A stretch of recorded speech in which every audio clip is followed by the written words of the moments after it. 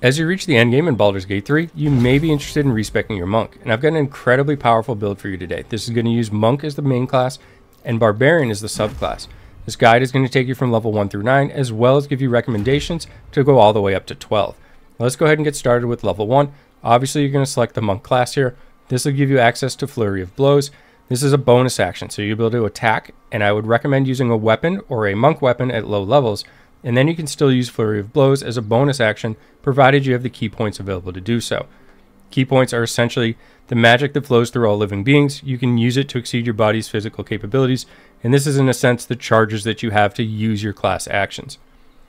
Unarmored defense, while not wearing armor, you can add your wisdom modifier to your armor class, and if you haven't seen the stats already on the right, you'll see that we are increasing our wisdom to a degree, but we're also increasing our constitution as well as our dexterity, and I'll explain all of these as we go through, but I would recommend using the stats that I've laid out there for you.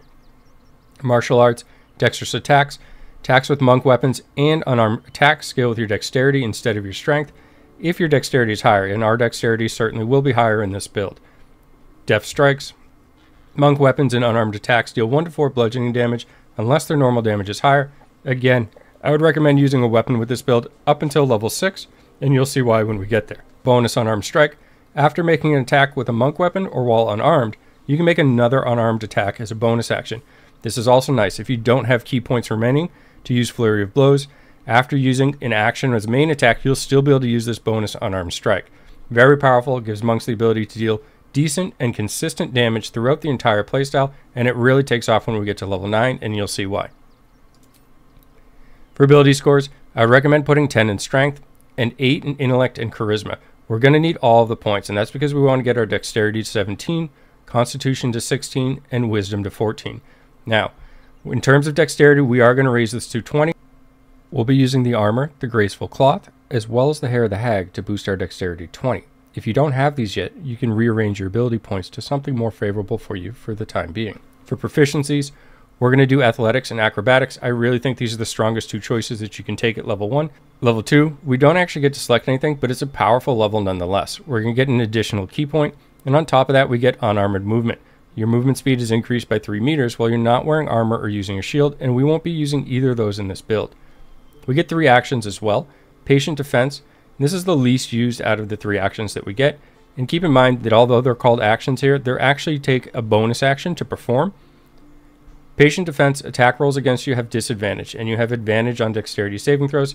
It's not bad, it's just that the other ones are a little more useful, and they add dramatically to your mobility, which is something that you need to maneuver around the battlefield in order to pull off some of this consistent and incredible damage that you're going to be dealing. Step of the Wind Dash will double your movement speed, and jump no longer requires a bonus action. This means that you'll get increased movement, as well as being able to use the jump on the same turn as activating Step of the Wind Dash. Step of the Wind Disengage, retreat to safety by disengaging. Jump no longer requires a bonus action. Again, we'll be able to disengage, and for those unaware, that means that you can move away from enemies that have attacks of opportunity. You can do this safely to then move away and jump as well in the same turn. Very useful for repositioning and making sure that your character doesn't go down. This character is actually incredibly tanky. You would be surprised at the survivability of this character.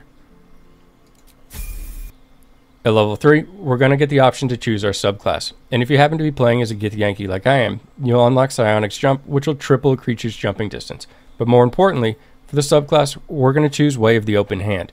This is going to specialize us in unarmed combat, using our hands and control of ki to inflict grievous hurt or to heal.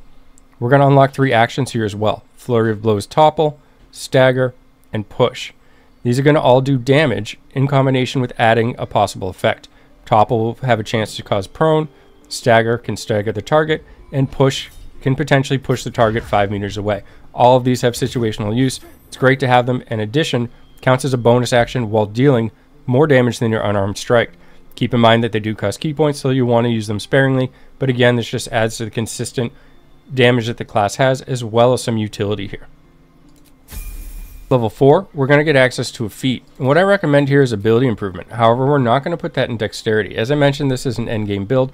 We're going to have access to armor that's going to increase our dexterity by 2, as well as Hair of the Hag to round this to 20. Now, if you don't have those pieces, or you're playing this from the start, you could round off your dexterity by getting that to 18, choosing a different feat that may benefit you more than this, or any other manner of options there. The respec is really low in this game, 100 gold. That's something you'll be able to do very frequently if you choose to. So feel free to alter this if it doesn't fit for what you're looking for at the moment. In this case, we're going to put the 2 points into Constitution because we're going to have 20 Dexterity from what I mentioned, and we're going to continue to buff our Con.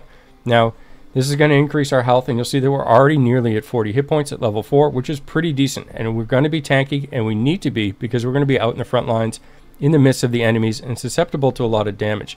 Now, I know at this point it doesn't make a whole lot of sense. Unless you want to do a respec later, you could put those points into Wisdom and get some benefit to your armor class as well. But if you're respecing your character, already having potentially more levels, we want to make sure that we're buffing this Constitution first, and this is because of the Barbarian subclass. At level 5, we'll continue to get additional key points as well as an extra attack. On top of that, for actions, we're going to get Stunning Strike melee as well as Stunning Strike unarmed. Both of these will get utilized depending on where we are with the character and the level. At this point, I would still recommend using a monk weapon, and we'll transition at level 6, as you'll see when we get there, as to why we make the switch to being unarmed. If you happen to be on Githyanki again, at this point you'll get Misty Step, which again is a nice mobility tool, and one of the reasons I absolutely love this race for this build.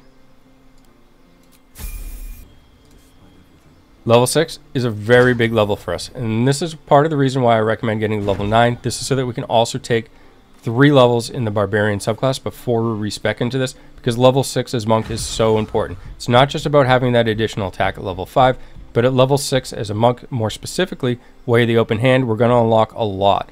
We're going to get improved unarmored movement, again increasing our movement speed by another 4.5 meters. Key empowered strikes. Your unarmed attacks count as magical for the purpose of overcoming enemies' resistance and immunity to non-magical damage.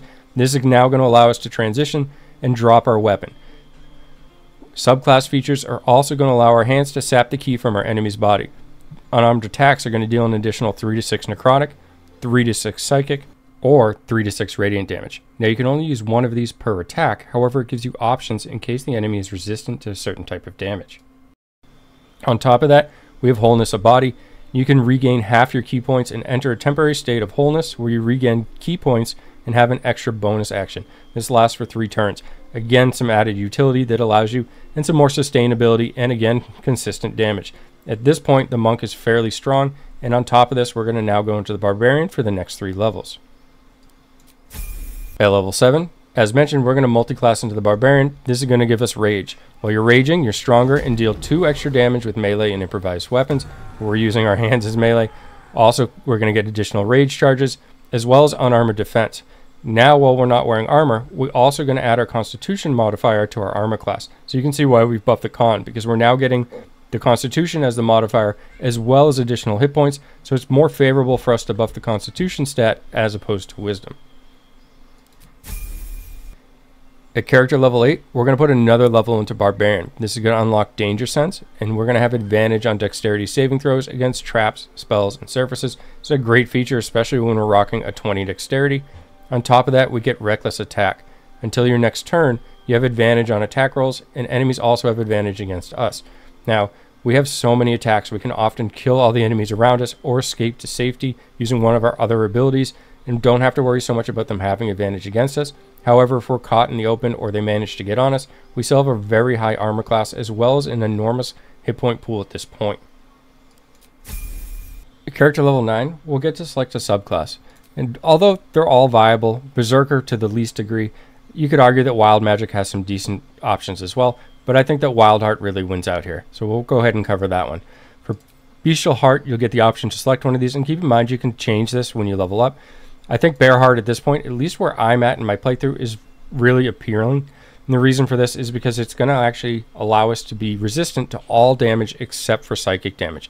On top of that, we're going to have the ability to use an action of Unrelenting Ferocity, which allows us to heal. So if we're surrounded by enemies, we can maintain our rage whether we deal damage or receive it. And this just allows us to continually heal ourselves as we're kind of taking damage and really tank. And like I said before, our armor class is extremely high and our health pool is already around 90 as well. At level 10, I'd recommend adding another level to Barbarian to unlock an additional feat. And that means at level 11 as well as level 12, you can put your levels into Monk and get a 3rd feat from that as well. Now I think that ability improvement is always a solid choice. However, if you manage to cap your dexterity as well as your constitution, you could look at something like Sentinel, which is also a strong candidate for this build. As always, thanks for taking the time to watch and have a great day.